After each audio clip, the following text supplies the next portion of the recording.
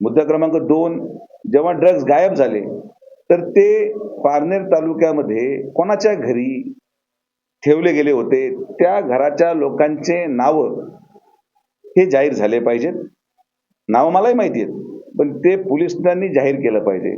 मग पोलिसांनी नाव जाहीर केल्यानंतर ते 2 लोक कोणाचे कार्यकर्ते आहेत, हे सुद्धा तालुक्यानी त्या ठिकाणी ओळखून आहेत, पण तरी सुद्धा पोलिसांनी सांगितलं पाहिजे. आणि ही सगळी घटनाक्रम घडल्यानंतर यांच्यावर कारवाई होऊ नये यासाठी एसपी ऑफिसला येऊन कोण अर्धा तास बसून राहिलं, याचा पण खुलासा झाला पाहिजे. मला असं स्पष्ट मत आहे, याच्यामध्ये अनेक मोठे मासे आहेत. ड्रग्ज हे समाजाला लागलेली कीड आहे.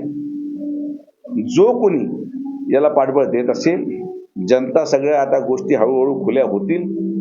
मी आठवडाभराचा वेळ देतो अहिल्यानगर पोलीस विभागाला की त्यांनी हे सगळे नावं जाहीर करावेत, अन्यथा पत्रकार परिषद घेऊन नावानिशी मी हा सगळा खुलासा करणार की कोण कोणाच्या घरी माल ठेवला होता आणि ते कोणाचे कार्यकर्ते होते. हे सगळं दिवस ढवळ्या घडलेला पराक्रम आहे आणि हे कोणाच्या शिफारशीने आले याचं सुद्धा उत्तर एसपीने द्यावं, आमची मागणी आहे.